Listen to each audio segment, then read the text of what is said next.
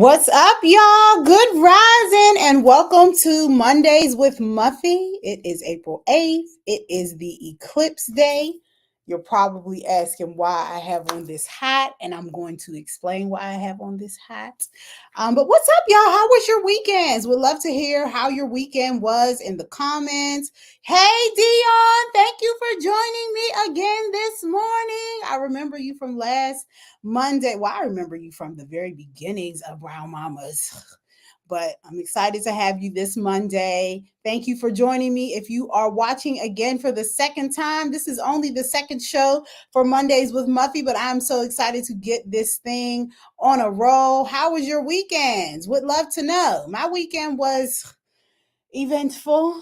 It's always eventful. You know, when you're running a business and you got 3 kids and you got a husband and you got people dependent on you and you got all of you. It's always an eventful weekend. One of the things that I've been practicing right now is communal care. Because believe it or not, one of the most interesting things that I find about myself is that I'm a person who founded a community who is not necessarily the most peoply person. I'm peoply online.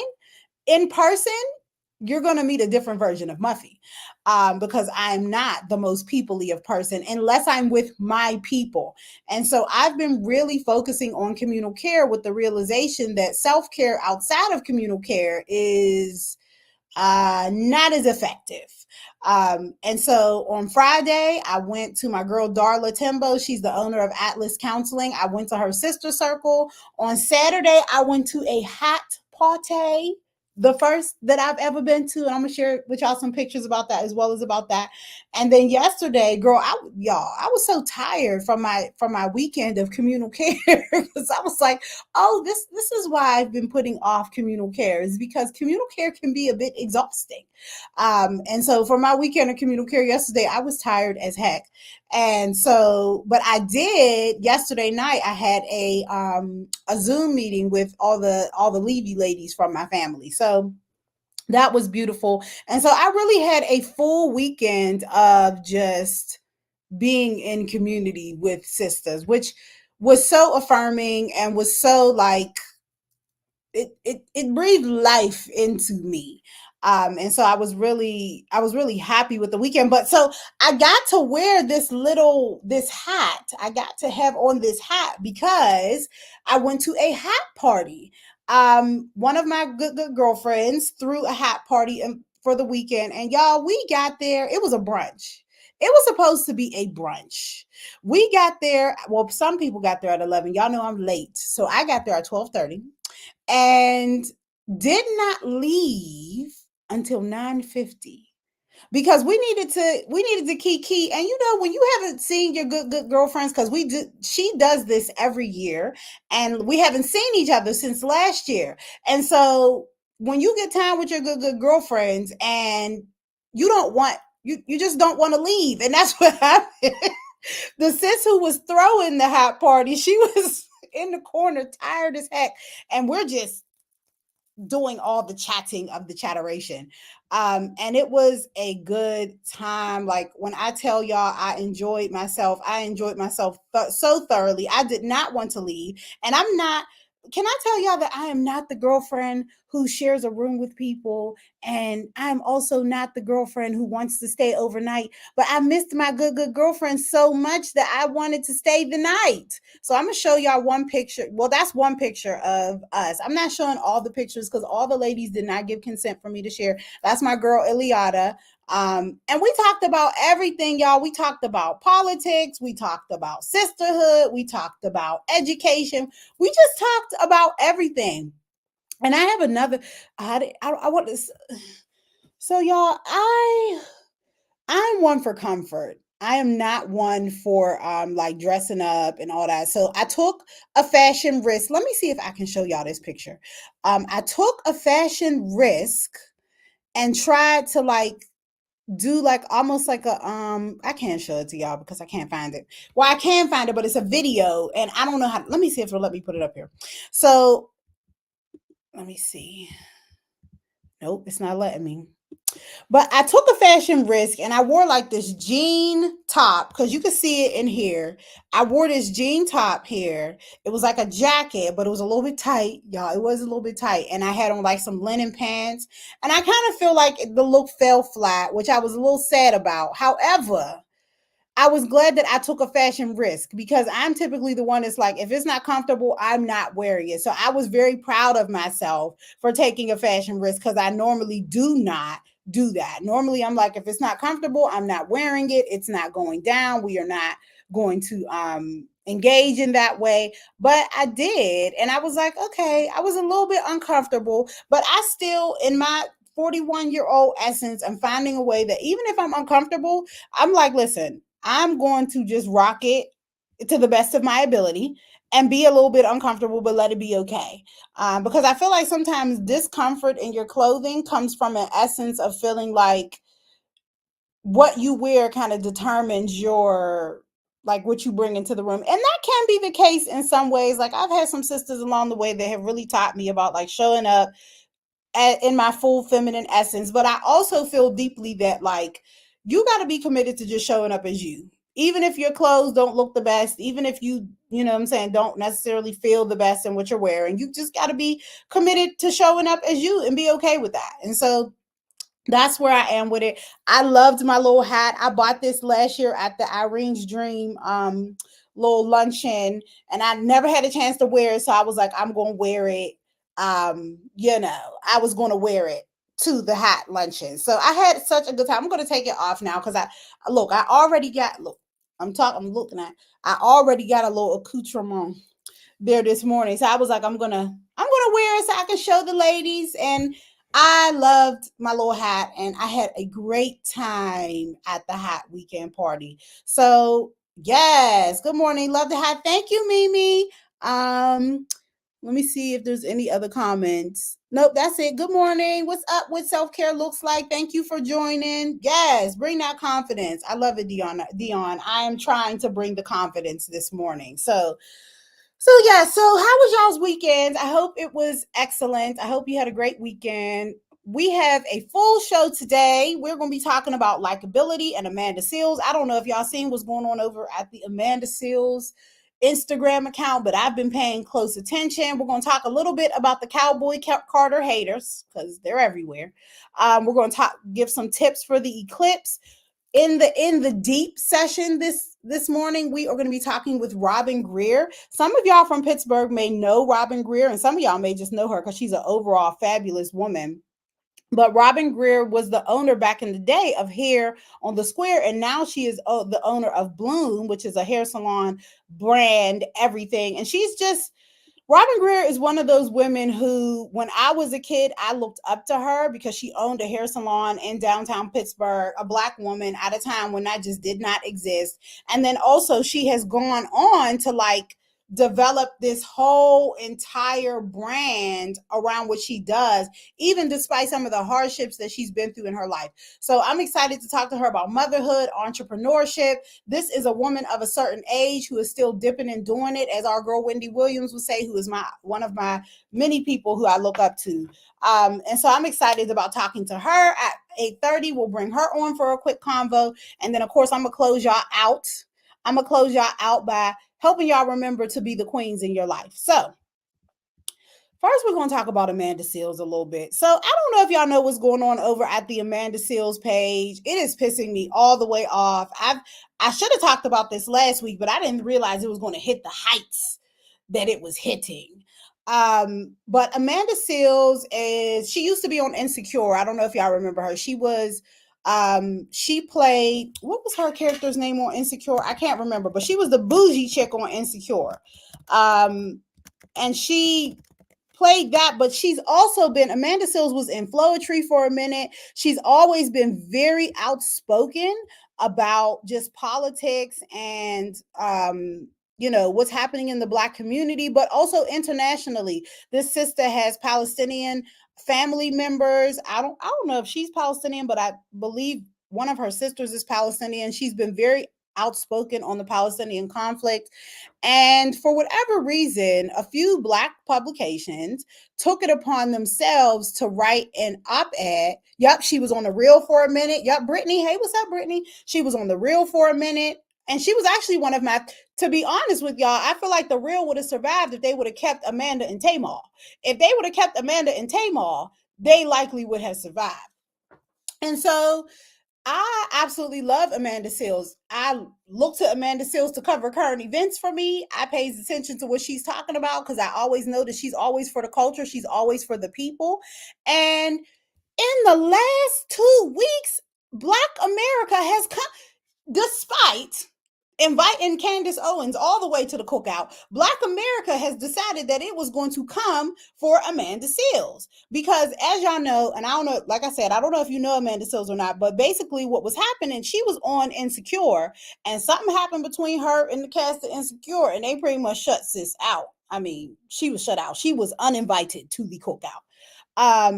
But since then, I have found Amanda Seales to be a breath of fresh air. But then they started publishing articles about homegirls. So here was one of them by Essence. It's time to admit that being liked is more important than being good at your job, and highlighting Amanda Seales, because basically Black Hollywood decided they ain't like Amanda Seales. And so even though this sis is down for the culture, even though this sis has stood up on issues that, people in Hollywood don't be saying everything. Here's another one from The Root. Where they were basically saying that Amanda Seales is the problem. And I just felt overall like, why is it so not okay for Black women to go against the grain? And I'm sure some of y'all are experiencing this maybe in your day-to-day lives and the women you are around. It's like Black women are not allowed to question. We're not allowed to not be liked. We're not allowed to say the thing that everybody is thinking, because it be the thing that everybody's thinking, but nobody says. And I just find it daunting that even when these things happen and we as sisters and brothers know that the person is saying the thing that we know we're thinking, we get mad at them. We get mad at them and we ostracize them. I seen it happen earlier last week on Facebook with a sister who asked a question and was literally immediately cut down by other Black folks just for asking a question about something that other people felt should be held to a higher standard. But this is the problem with me that I feel like with Black folks, period, is because we are Black, shouldn't we be questioning everything? Because we know the history of what has happened to us in American culture, because we understand the legacy of oppression that is left on our communities, shouldn't everything be up for questioning? And even if we decide that there are certain things that we want to hold to a higher standard, at what point does holding these things to a higher standard become detrimental to us as a community and as a society? And that's what pissed me off about the whole Amanda Seales thing. Is it's like she has been very outspoken on the Palestinian conflict. I have appreciated that so much because she's brought another perspective. Mainstream media oftentimes does not cover the stories of the oppressed. It just does not. It does not cover our stories. And so whenever we have, and that includes a lot of our media outlets, they do not cover the real stories of oppression that are happening in communities of color. So when we have sisters and brothers who are willing to go out on a limb and cover these things and speak up for the people who don't have a voice, I just don't understand why that creates such conflict for Black folks. And why we then begin to talk about likability. Is it more this made me so inflamed. Like literally, I was watching it and I was inflamed because they asked the question. When they asked the question, is it time to admit that being liked is more important than being good at your job? No. No. It's not time to admit that. No, it's not time for me to not preface, what's the word I want to say? To prefer being liked over being good, over being highly skilled, over being a person who will look under every nook and cranny to solve a problem. I should be more concerned with whether y'all like me. Wow. Like, is that really where we've gotten to in American culture and society that Albert Einstein was not likable. Brittany said white men do not need to be liked or good at their, listen. Brittany said for the people on the back, white men do not need to be liked or good at their job. I always like to say mediocrity amongst a certain group of people is at an all-time high. And it is very difficult for people who are willing to put their all out there and who are willing to actually do the job to assimilate to this idea around being wholesome and likable all the time. Somebody else said, Mimi said, that's so true. Just be you. I could care less about what people think about my thoughts. They are my thoughts. We got to stop being upset with others for their thoughts or opinions, especially about major issues. We all deserve a voice.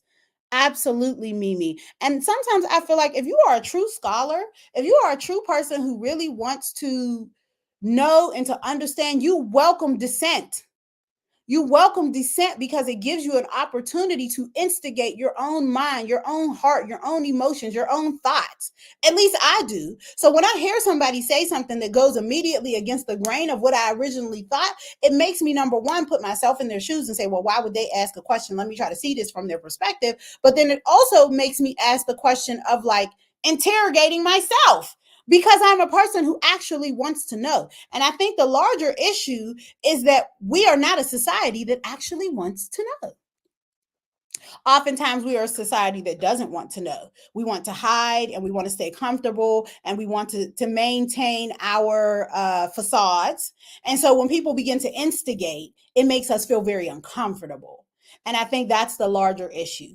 And I just needed to get that off my chest because I've been watch on Amanda Seale's Instagram account, watching this woman get on live and cry because the black folks in the choir will not clap for her. And I'm just like, this is ridiculous. This is a woman who's put herself out on a limb for us consistently and constantly. And at the very least, we owe her investigation versus interrogation. So yeah, it is what it is. But I digress. Continue to comment and I will continue to share your comments. But I digress about that issue. But go on over to Amanda Seale's page. This woman has 2.2 million. She's got to be doing something right. She has 2.2 million followers. She must be doing something right. She has to be doing something right to get 2.2 million followers. So please go on over her page, share or follow her page. Listen, even if you don't agree, listen to what sis has to say and maybe consider a different perspective for yourself. So yeah, that's that. That's that. I'm hoping y'all like me, but if y'all don't, I'm okay with that too. To be honest with y'all, this morning I actually shared this on LinkedIn. I usually would not do that because I knew I was going to come on here and be all of me. But I said to myself, you know what? I'm here for booking work. I am here for being professional, but you're going to have to understand that that is not all of me. I am all of me. Hey, Mickey. Hey, Sequoia. I am all of me. That means I can be professional. That means I can be controversial. That means I could be a little hood and a lot of hood. That means I can be a whole lot of things. I'm not just one thing. And if you decide you want to experience me, you're going to experience a little bit of everything. And I'm a Sag. So, we change our minds. Today I might like somebody, tomorrow I might not. So you're going to have to experience all of me, no matter where you meet me at. Nobody, right, Brittany, nobody is just one thing. We are all many, many, many things. Just a reminder that y'all can join me live on screen and give your perspective. I would love to hear from you. I got to work on putting these links in the comments. I would love to hear from you. If you got an email from me today, there is the email in there to be able to, here, I'm going to put the link up on the screen for y'all too. Let me put it in a banner. I would love for you to come and join me and just talk about what you want to talk about. Not what you want to talk about, but if you have a comment that you want to share with the community and you're like, I want to be heard too, you can join me. What you think? Join me live. That's the link right there. That's it. That whole long link. I'm gonna keep it up for a minute in case y'all want to get it and come on and join me live. So yeah, that's that. The next thing I wanted to talk about, and we only gonna spend a tiny bit of time on this, is the Beyonce Cowboy Carter haters.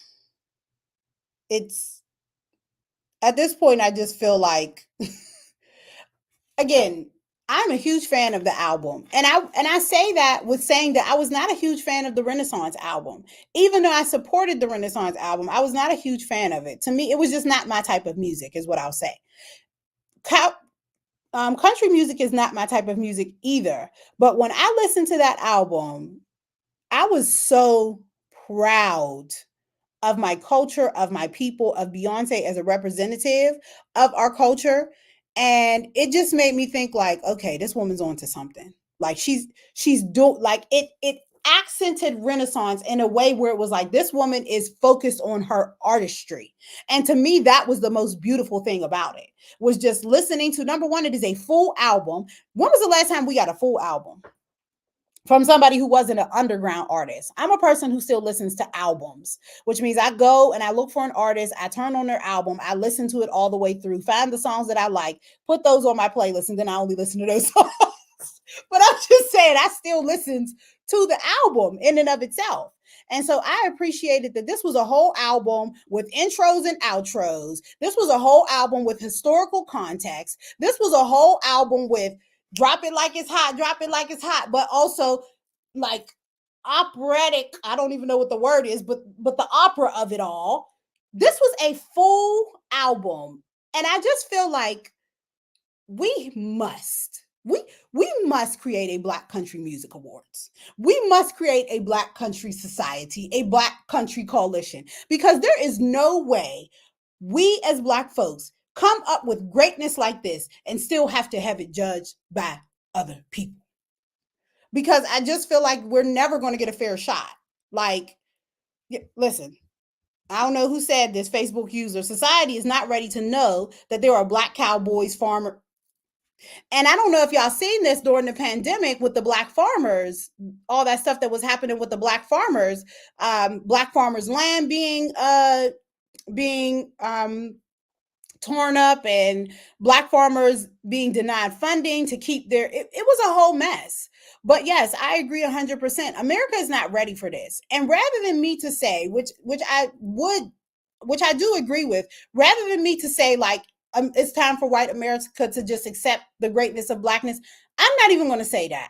I'm going to say it's time for us to stop considering those institutions when we put our stuff out, because we know that it's going to be misunderstood, because we know that it is very difficult for folks to accept Black greatness and excellence. We accept it. And I think when we stay in our bubbles, like we're like, oh, Black excellence is beautiful, melanin is popping, all that. And it's beautiful. But the minute we release it out into the real world, or not the real world, their world, it becomes fodder for commentary. And there have been so many articles written and folks coming out talking about this is not their brand of country music. And it's just like, do y'all know the history of the banjo? Do y'all know the history of y'all's music and the minstrel shows? And I'm not sure that they know. But what I know for sure is that this ain't okay. And I just feel like we have to, at some point, stop wanting applause from the peanut gallery. And maybe even going back to what we talked about earlier with Amanda Seales, and like, why do we have to be liked by these folks? Why is that even important? Is it important at all? And at what point do we decide that we don't even want to submit our stuff to y'all stuff? Because we know you don't understand it. And we also know, I think in white America, there's this whole thing about just like not having the ability to, I feel like they just don't have sometimes the ability, because of their own ignorance and implicit bias, to just understand Blackness. And also, there's this whole thing in our society that I talked about earlier of just like not wanting to know. And how long are we going to put out our stuff for people to just play with? And I feel like at this point, Beyonce is such a phenomenal artist, such a, I mean, this woman is an icon. I feel like she's the first icon of of this generation.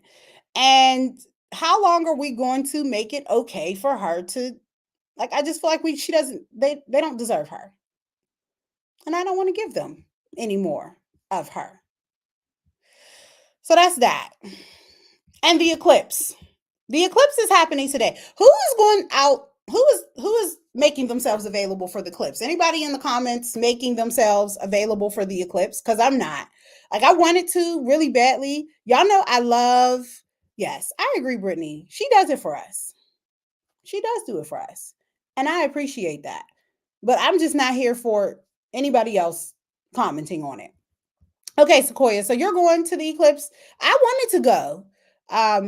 But it's okay for non-black artists to sell rapping. Listen, all day. All day. All day. All day. All right, I gotta stop talking about it now, but keep putting your comments out there because I'll show them throughout the show. I'm not going to the eclipse because you got to drive out far to go see it. Wait a minute, y'all. My lipstick looked like it didn't make it to the top of my lip, but okay. I'm not going to the eclipse because you got to drive out so far to go see it. But I did want to give y'all some tips. As a person who watches the stars and stuff like that, I just want to make sure all my black people are safe going to see the eclipse because I was talking to a sister was talking about she was going out there and I said, well, sis, did you get your glasses? And she was like, what glasses? I said, oh, you about to go out there and lose all sight. So I just wanted to give y'all a few tips. If you're going out to see the eclipse, not going anywhere, but hopefully you can see it from home. No, you cannot see it from home. So with the eclipse, because you got to remember, this is an optical illusion. Actually, the eclipse is on my house because we are supposed to get 97% visibility. No, sis. You got to go to Erie. Let me look it up for y'all real quick. There are specific places where you can go. Where can I go to see the solar eclipse around Pittsburgh? I know Erie is one of them, but I'm about to tell you. So, Pittsburgh is one of the places holding events. So there's mad events happening in Pittsburgh to celebrate it, but you cannot actually see it from Pittsburgh. You have to go out to Erie. You can go to Cleveland. You can go to Erie. That's where you can actually see the actual eclipse at, but you're not going to be able to see it like looking out from your carport in Pittsburgh. Yep. If you're going out to go see it, you gotta make sure you have your glasses. You gotta make sure this is not a selfie moment. So please do not put your cell phone um and try to, that's not going to work. You're going to break your phone because this is literally, yes, it's just going to get dark here. Correct, Brittany. So you'll be able to experience it, but you won't actually be able to see it. You have to actually drive out. And I was like, I can't do the drive, so it's not happening. But here are some of the tips. I looked them up. I was like, let me just give my folks some tips. Number one, don't look at the sun. So if you're going out to see the eclipse, do not look at the sun. You are going to go blind. Viewing any part of the bright sun directly or without use of certified solar eclipse glasses. Sis, you cannot listen, you can't go out there like this, okay? You're going to lose your sight. If you go out there like this with your glasses on from last summer, it's not going to be a thing. Like you're going to be blind when it's all said and done. So just remember that. Do not wear your regular sunglasses. You need certified solar eclipse glasses in order to watch the eclipse. And just make sure that you are safe out here. That's pretty much the tips. Those are the two tips. And can I just tell y'all also, this is not the place. This is not the cookout. This is not the place for Instagram selfies, all of that. Maybe afterwards, but not during. Like during, you need to be very safe and just follow the rules. Because I want all y'all to have your sight when you get done. And then have a cookout. Have a cookout after that. And it should be fun. So I am getting ready. It is time to transfer ourselves into our in the deep session. So y'all know I've said this to y'all last week. I love to talk about deep stuff with people. that is my thing. Is I just love to talk about to people that I'm curious about, and um to just talk to them about how they have experienced life. I turned 41 this last year. I'll be 42 this year. Turned 41 last year. And I was like, I want to talk to people who have lived a life, like a full life, people who have actually like gotten out here and done the thing and are still kicking and breathing to tell the story. And so that's why I wanted to bring my next guest on. I was thinking, I'm always in between the shows, I'm thinking about like, who am I going to talk to? And so I came up with that for myself. I was like, Muffy, who are you curious about? And when I asked myself that question, I was on Instagram and I seen Robyn Greer's video, because she posts a lot of videos about her Bloom brand and the work that she does in her salon. And I was like, I've always been very curious about her, and for good reason. This woman, well, I'm gonna tell y'all about that when she comes on, but I just want to read y'all a little bit of her bio. She is a Pittsburgh native. She's an entrepreneur, a nutritionist. Yes, she's a nutritionist. She's a marathon runner, a power lifter, competitor, award-winning author, and owner of the Bloom brand. And her claim to fame started begin as a hairstylist. Now, as a master hairstylist for over 30 years, she has been the go-to professional to slay hair as owner and operator of 5 salons. Because of her knowledge and passion, Mrs. Greer is routinely tapped to educate up-and-coming stylists at local Pittsburgh cosmetology programs. She is truly all things Bloom. In April 2024, she will add certified dog groomer to her lengthy list of accomplishments, though she positively is almost intoxicating and she is known for all things Bloom. She has had her fair share of thorns. And we're going to talk about some of her thorns. I'm not even going to read that in her bio because I want her to talk about life from her perspective with y'all. So I'm going to go ahead and bring Robyn. You ready? Okay. Yep. I want to be able to add you too. Say something real quick. Hi. Hey, what's up? Why do I have these stars behind me? Listen, y'all, I be playing with other things, and I need to quit touching stuff on this app back here. Hi. Okay, there we go. What's up, Robyn? Thank you for joining I'm us. good. How are you? I feel like I'm screaming. No, you're not screaming. Okay. You sound good. You sound perfect. So, well, first, let me take this banner off here. Where is it at? Let me go in the comments. I'm showing somebody's comment. Robyn, thank you so much for joining us. Close my other door. Yep, go ahead. Take your time. Take your time. I'm gonna remove this too. Okay, there we go. You got both of your names up here. So happy Monday, Robyn. Happy Monday, everybody. Thank you for joining us. So I do just want to real quick say, because I'm like, I want to see how this. So why I was so curious about you, Robyn, is because you were where I spent my first paycheck at. You told me that. I remember that. I spent my first paycheck at Robyn Greer here on the square because I wanted so bad to look like all the girlies. And I was like, the only when I asked all the sisters where they get their hair done, they say I go to Robyn Greer hair on the square. And I remember my hairstylist, actually, I think my hairstylist, I don't remember where she was from, but I think she moved to Paris. Who was that? Was she from? I don't know who it was. I had so many girls from Bobby J. A lot of stylists in there. You had a lot of people. Yeah, I can't remember what her name was. She had really short hair. She was real chocolate girl. Was it Carmen? Yes, it was Carmen. She didn't move to Paris. She moved to Atlanta a long time ago, but now she's been back here. Oh, okay, cool. I don't know. Wait, maybe it wasn't Carmen because she had a military husband. And I remember. Precious. Precious. Yes, that's what it was. Little Precious. She moved to Spain. She moved to Spain. I knew she went somewhere in Europe. He played basketball. Oh, her husband played basketball. Was my son's coach all these years till my son left for school. So yeah, he's back. Precious. Yep.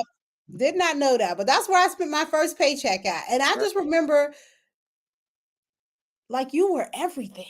Like, it was like you walked in that salon and you were just like this.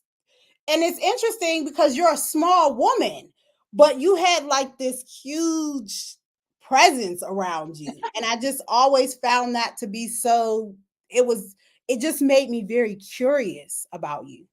So Thank would you. love to just tell for you to tell us in your own words, like who is Robyn Greer? So, Robyn Greer, I am. I've always been very right it. So I always wanted to do things, and everything my mom always said, everything Robyn said she was going to do, Robyn has done it. So I'm an entrepreneur, a mother, entrepreneur, um, nutrition coach. I mean, my whole life has been around making people look pretty and feel pretty. I'm always reinventing myself.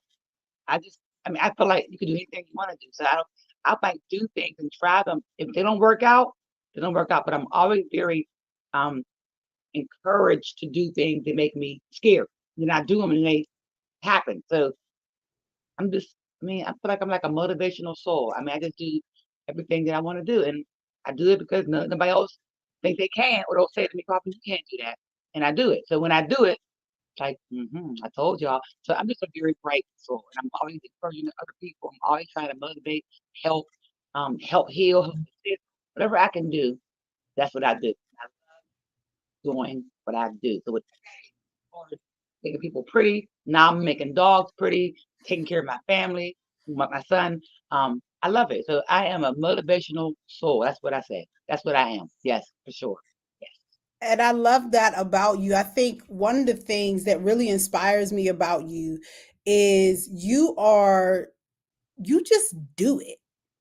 And I think as an entrepreneur, when people are going into entrepreneurship, that is sometimes the thing that they don't have is they can make all the plans, do all the spreadsheets, but won't just go do it. And I Yep. love that about you. You find something, you master it with your mind, and then you're like, well, let's put this into action. How do you consistently overcome that barrier of inaction that so many people experience? Well, I know for me, I will try it, I will research it, and then, like I said, I just do it scared. I mean, I don't even know how to like my mother and my sister always said, Robyn will do anything she wants to do. So I don't really have a formula for doing it. I just know that I'm going to try it. It doesn't work out, doesn't work out. I don't really have a, I don't have a, I just say do it and be consistent. That's what everybody, young girls that I work with all the time, be consistent. If you do something and start, if it doesn't work out, okay, I get it, but maybe keep trying it. I tell my son the same thing. Be consistent. He's a basketball player. I feel like I'm his coach sometimes. I'm always like, Jay, come on. So being consistent is my formula for me. I don't know what else to kind of call it. Just consistency, being intentional. That's how I do on it. Right. Pray. Pray first. Then I'm consistent. Then I'm intentional. And it all just kind of works out.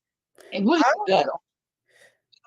If you don't have that the I guess the guts or the drive to do it, something you really want to do, you will Right. you love it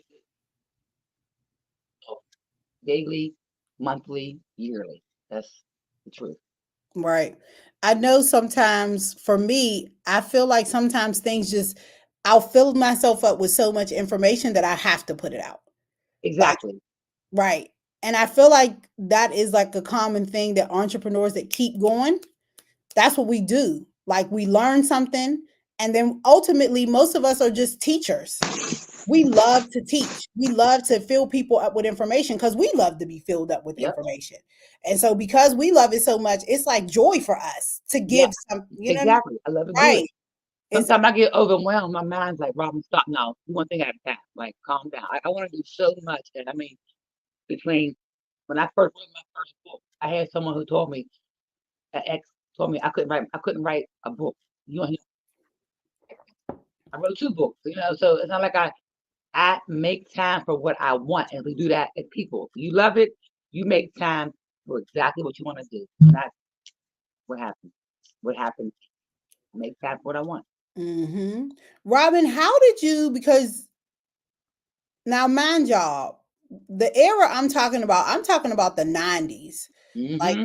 I'm talking about the early mid 90s. Yep. Robyn, how did you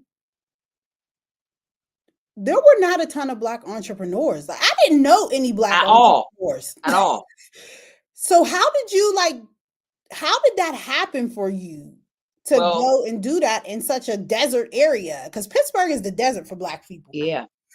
I worked for a man named Lionel at a place called Chavot Clinique, first salon. He always so motivating. I call him my other dad to this day. Um, and he fired me with my attitude. Him and his wife are like, Rob, your attitude is terrible. I was young, thinking I had make them get me money. You know, like I got money. I don't got to be working on time. I don't got to cocky, stupid.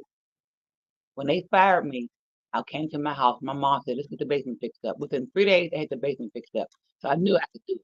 I did here in my house. Then my dad, who's also an entrepreneur, was like, why don't you get out the house and do some other thing? You know, I said, yeah, Dad, I'll see. So my mom, my dad, sit down, gave me money to open up my salon downtown.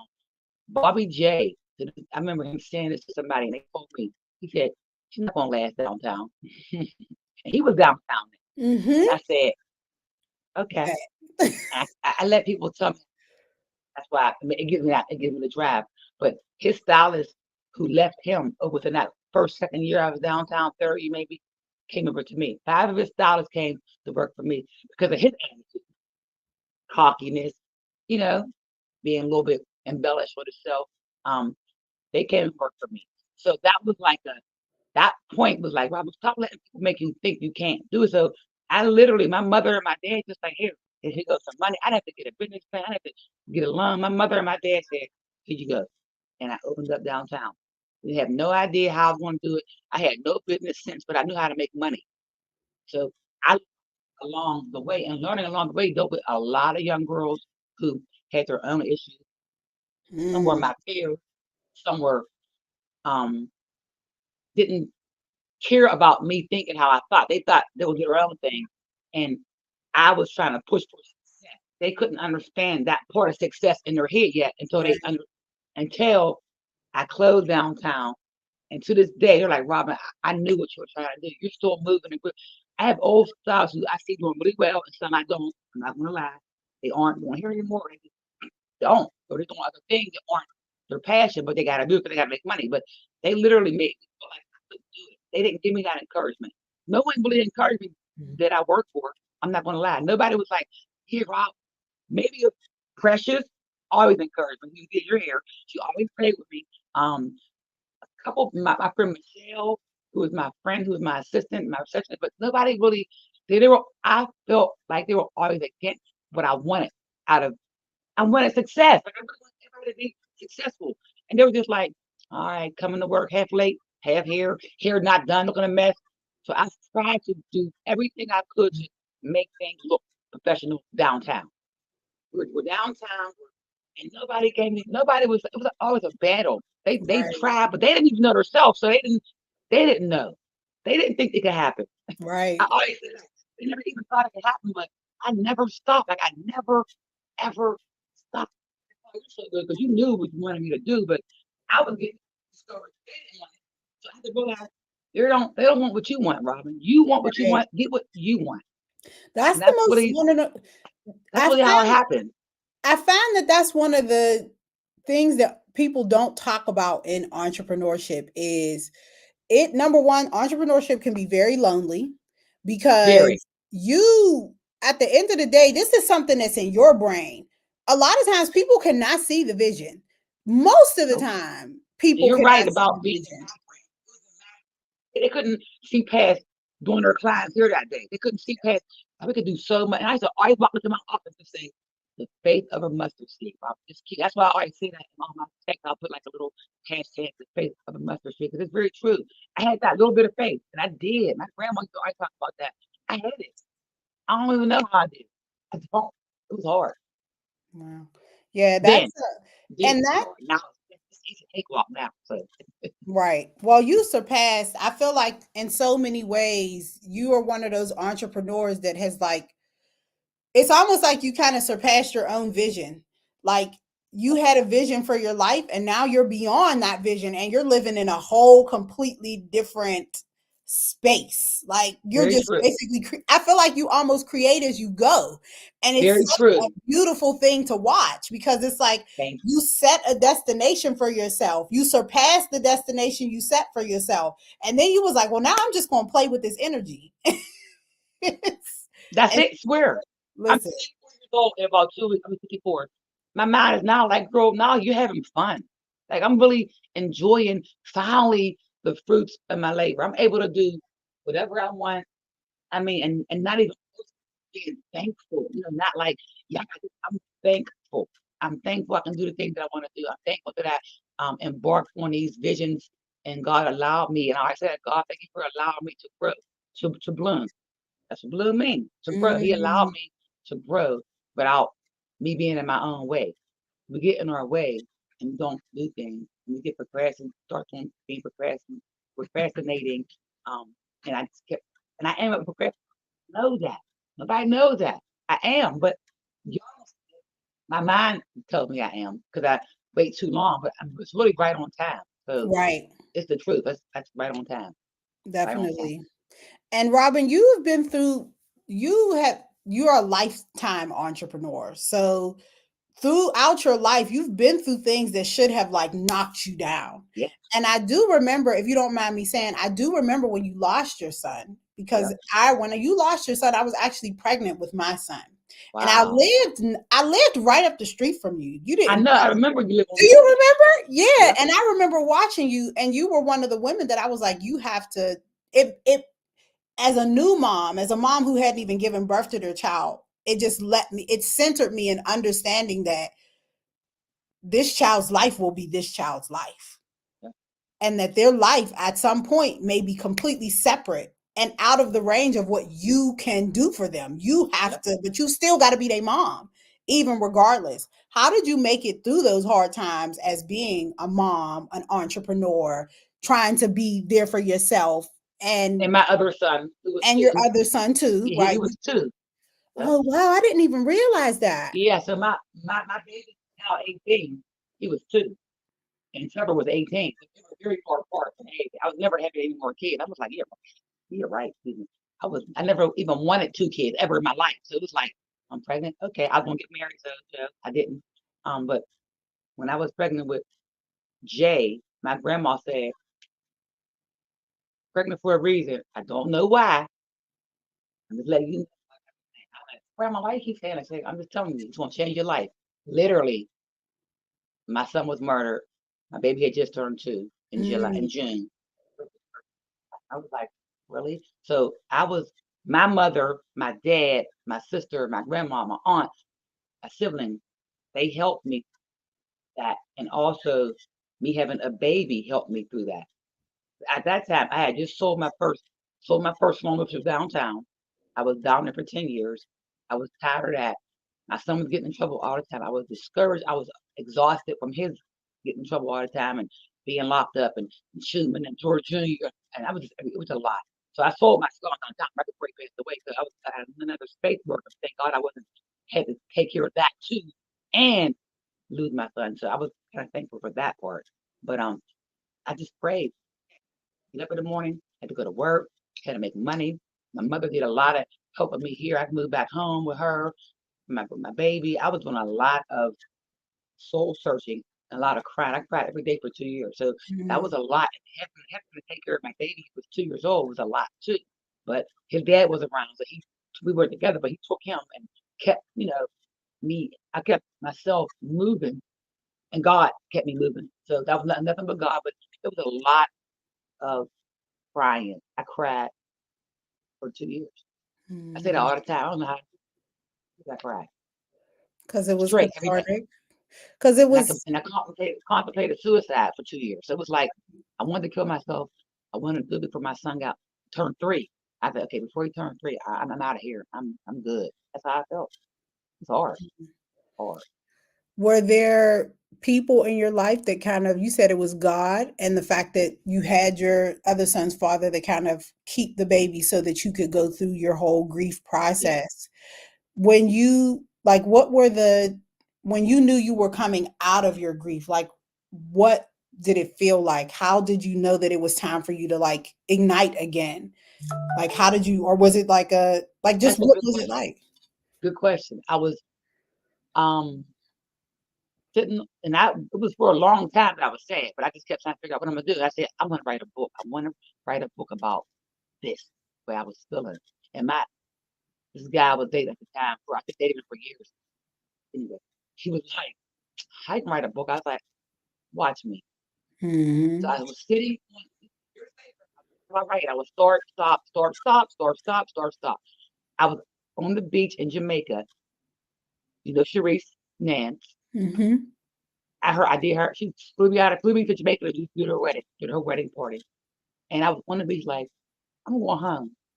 I'm writing. That's all I said. I was by myself. I was kind of by myself. Everybody had their stuff. I was chilling. I loved it. By myself, relaxing and reflecting. And I said, I'm going to write. And I literally wrote on the beach, Trevor's name in a heart and no lie. And I got back home.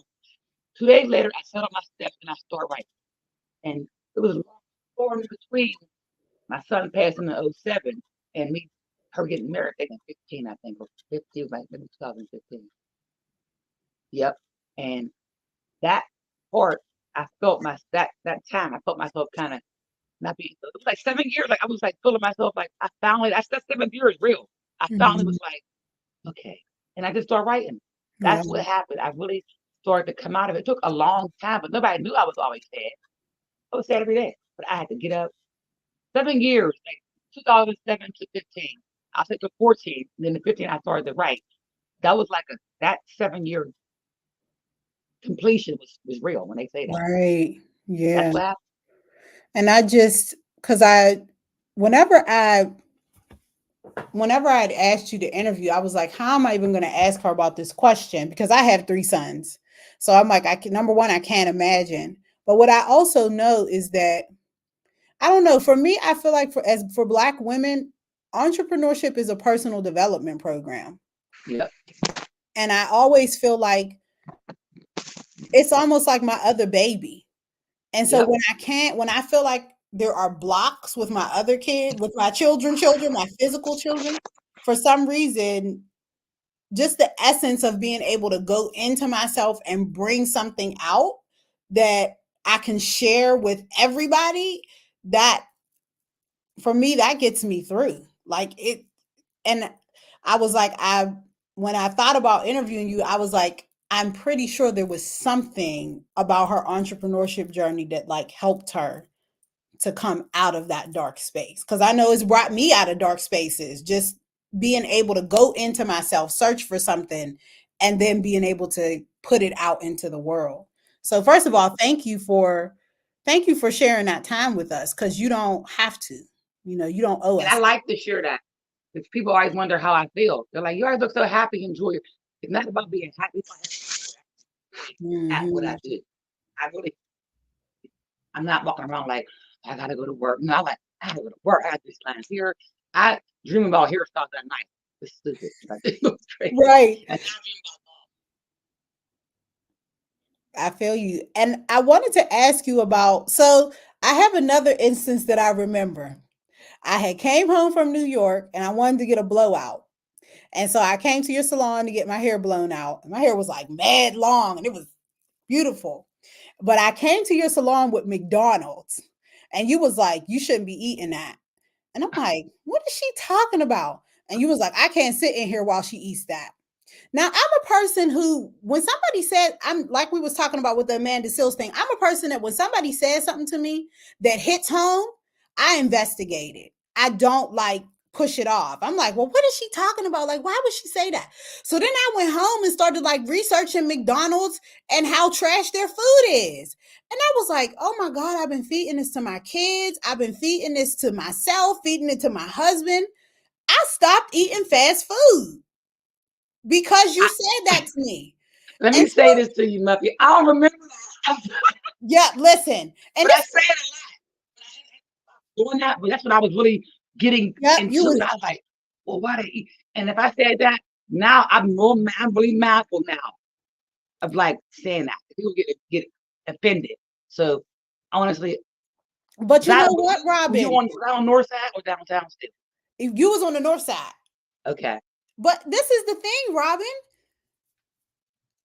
I have learned as an older woman that I am a collection of all the women that I've encountered. And had you not said that to me, I would not have started thinking seriously about what I was putting into my body and the food I was eating. So I'm very Appreciate it. grateful for it. Like, Well, thank you, because I had to stop doing that to well, people. I'm just saying there's a place for everything. And I do it now in a different light. And now my clients, I give my clients so more than just doing their hair. They be like, Robyn, I give them so much knowledge. My clients, Robyn, you gotta charge more money for your hair styles, for your services. I'm like, why? I said, you give us health and wellness. You give us, you make your own products. You give us life. You don't just give us a hairstyle. You take care of us wholly.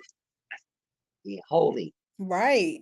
And so I So want to ask you about that. Like, what started you? Because then I remember there was that, and then you were one of the first people that like had a camera crew following you.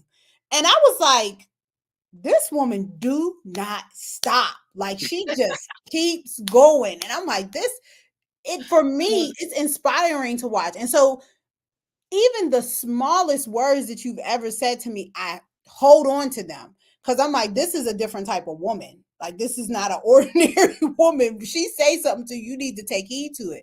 But how did the nutrition part become a part of your wellness and beauty journey? well, I grew up, my dad started us not eating meat when I was probably like back 10, fifth grade, I think fourth, fifth grade. And we moved to California with him. My mom eats whatever. She still does. But she started to get, but my dad started that off in my mind. And then as I got older, I started research. And then my son's dad, who my son is 18, his dad, he don't eat nothing. He now to this day. But we started to get more into being vegan. I was researching it on my own, like, okay, I get it.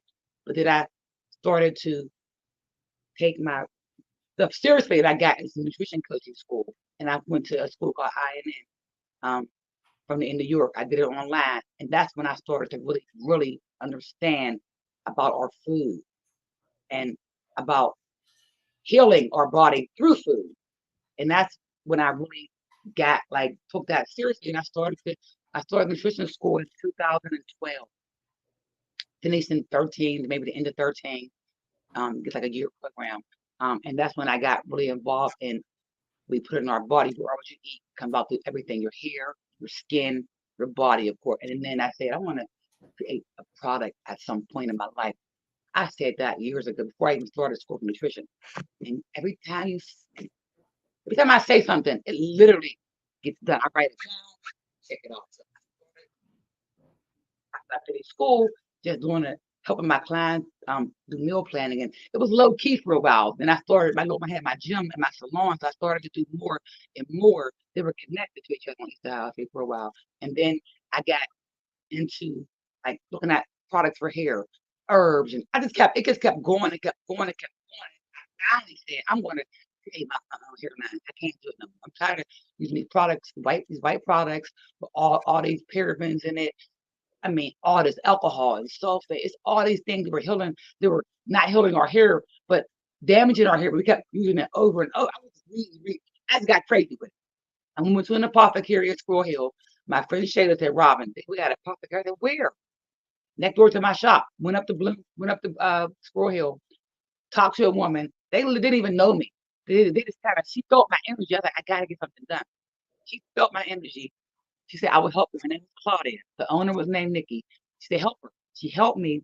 I left there on a Monday, got home Monday evening, read over some things. I called her Wednesday. I was in the middle of the night, and I said, God, I need a name for something that means grow. Woke up at 4:30. If I looked up words that mean grow. Bloom was the first word.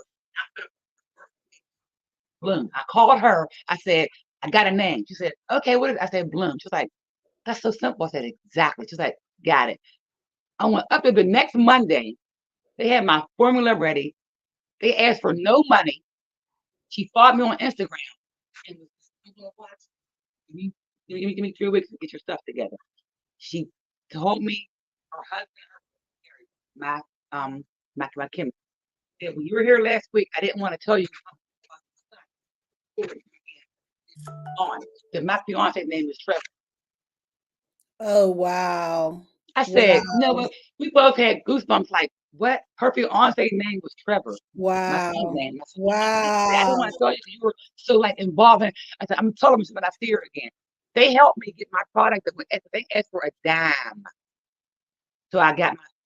They called me and said your stuff is ready. They had it bottled. We had labels done. They asked for a dime. When I came up there to pick up my order, I said price, and it was nothing of what I thought it was going to be. It was so inexpensive. That scares us. We don't know what it's. We just look at the big picture. Like, how can I do that? And Right. somebody told me before a long time ago, how you want to get a product made? Look at everybody making products now. Come on. But that was it. I literally got my product. They gave me, and I did a whole video with my video guy, start to finish. I first met her, how I brought my product back to the salon, and after that, I was I watched them look at all the ingredients. And when COVID was approaching, not knowing it was going to be COVID, they started going up on their price. I was like, the prices are changing. I started looking at my own raw goods. I found another apothecary. They didn't want to sell me my raw goods. They want me to keep Mhm. spending with them. They were Mhm. great for my stepping stone. Right. I looked up another apothecary in Ohio. Everything in that product, I was like, okay, they got that. I got my own stuff. I got my own bases. I got my own. So I started like going in. So COVID hit. It was like, it's over. I had all that time at home. Girl, Right. that's what happened. COVID allowed people to sit down, recalibrate their life, and get things in order. That's why I was able to make all those different things. And it started from the nutrition coaching classes to me studying, researching, getting somebody else to help me. They helped me. I paid them. I did my part. They did their part. And COVID just helped me to really go in. And that's what happened. Now Wow. I'm finding everything my own reading. And I think that's evidence that you just got to take the first step, right? Yep, If you take the first step, God will take so many steps. I mean, yep, so many steps towards yep. you. You just Amen. have to decide to do the thing. And I love that. I almost felt like when you was telling you when you got to the part where you said the fiance's name was Trevor, I was like, oh, Girl, whenever that she said, was I was like, what? She was like, I didn't that want to was tell you. God. I didn't want to get sad. Yep. That was God ordering your steps in And the some crazy very part about it different is ways. when I opened, I went up there April 3rd. I launched my product May 27th. That's all it took. That little bit of time. I was they said, Robyn, just go. I was like, oh, all right, I have no money for that right now. I said, Robyn, go. And I went, literally. So I invited my chemist to my grand opening. Mm-hmm. That was her wedding day. That was her wedding day. Oh, everybody's asking where can they purchase your products? I need to put the link Um, on here. so right now, everything's on. My website is down. I had to get a new host. So I need a website help. I've been asking. I Oh, need I help with got a new somebody website. for you. If anybody can help me, please. But everything is at the salon. I deliver. Well, I ship now. I'm on East Ohio Street, 601 East Ohio Street.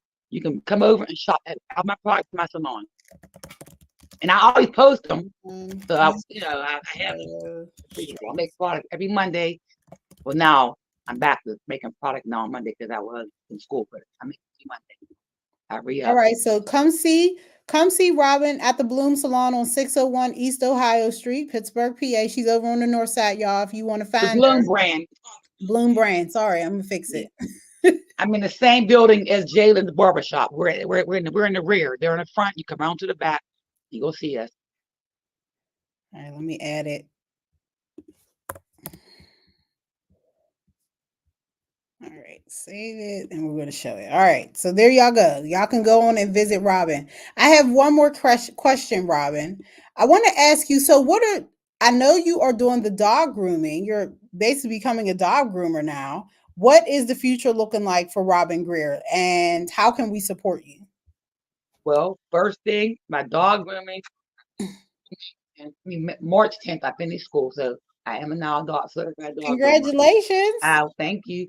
I will be going to Atlanta on the 23rd for a one-on-one course with this young man in Atlanta, so I can do everything I want to do right there with him. I had an externship at Wolfgang in East Liberty So I'm done with being there, but I can go back there, but I don't want to work for anybody.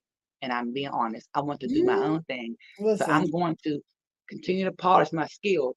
I'm taking a course in Atlanta, a 3-day course. I'm going to have a right now. I'm gonna get order all my portable stuff that can be lifted up, put it opened up, put into my trunk. So I'll be doing mobile through my car first, and then me and my mom are looking at getting a trailer. So by next summer, I'm gonna have a trailer hook onto my car and do mobile dog grooming inside of the trailer. No Wow. brick and mortar, just dragging along wherever I go. I And will that's have all you need for dog grooming, though, because most people want you to come to their house anyway. yep. So I'll pull up, bam. But for the most part, I'll just do my stuff in my car. Everything I have is that I ordered table, all the strapping and my pan of shampoo, my blow dry, and I got everything. I have everything in my car, and then I'll slowly but surely, shift to having a mobile vehicle. That's what I'll be doing. So I'll do both hair and dog. Well, Robyn, thank you for inspiring us this morning. Thank you Thank you for for having me. no problem. Absolutely. And thank you for keep thank you. I just appreciate that you keep going and you keep showing us that number one, I appreciate how educated you are. Let me just say Thank that. Like you. you find a skill set and you be like, oh, I'm gonna go learn this skill set and I'm gonna make Yep. this work for me. I appreciate that. And then My second of mom's a teacher. She always made me always study and read and do your own research. My mom taught school for 31 years. Yep. oh wow, I didn't know that. Well, that makes a lot of sense why you move the way you move. Yep. So thank you, Robyn. I Thank appreciate you. thank you for coming on and talking to us and inspiring us. If y'all want to connect with Robyn, make sure y'all go on over to Bloom Brand at 601 East Ohio Street in Pittsburgh. Um, Instagram, and I was Robyn about to Greer. say you can follow her on Robyn Greer. Instagram. Yep. Let me find your What's your Instagram account? Can you tell Robyn everybody? Greer. Robyn Greer. Robyn Greer. Just that Facebook and Instagram is Robyn Greer. So if you go ahead, I just Google her. That's all I did. So nobody will follow the Bloom brand. Promise you they won't. I tried it. Robyn Greer. Yeah, that but it'd be like that. It's That's, easier. and you have a name, so people know That's what you. happened. Right. My name. When I'm out, people will stop me every time I go to somewhere. I mean, I don't be like, oh, I follow you on Instagram. I'm like, oh, thank you. I don't know. Like, you're so nice. People don't even know. I was like, oh, I like your shirt. They're like, I follow you. So that to me is like, I'm happy that I am this is really who I am. I don't have no other way to be. Just who I Yes. am. That's it. Well, I'm thank not you for flashy. being I'm not. you. There's no frills. I'm just me. Thank you for being you, and I hope you know how much like you inspire Black Thank you. female entrepreneurs because you were Thank you definitely for one of the having people. me. Of course, of course, I'm here to support the girlies. Excellent. So, thank you, Robyn. Have a great day. All right. We'll You talk to you too. soon. All right. Bye, everybody. Bye bye. Bye. All right, y'all. Thank y'all so much for tuning in. And you know I have a word for y'all because just like Robyn, I stopped you in my lobby one day. I should have put that up on the screen for Robyn. Well, she'll hear it when she listens back. So this has been a wonderful show. I'm so excited to continue to be able to do this with y'all. And I will tell you that I'm sure that Robyn shares this sentiment, but entrepreneurship is not easy.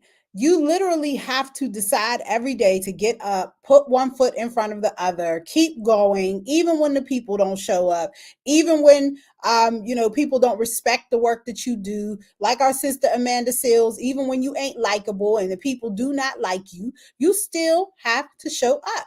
You still have to decide every day that you are going to have the audacity to be the king or the queen. And so right now, I just really want to question y'all on, especially if you're on here and you have something you want to launch. Maybe you're in the middle of entrepreneurship. Maybe you are at the beginning. Maybe you are just deciding you want to go back to school or that you want to raise your kids differently than your parents showed you how to raise them when you were growing up.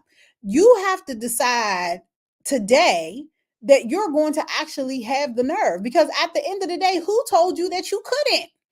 Like, who told you you couldn't have that thing? Who told you you couldn't be that thing? Who told you that the you of your dreams is out of your reach? And so often we believe other people, we believe society, we believe our own minds when it tricks us into believing that we cannot have what we want.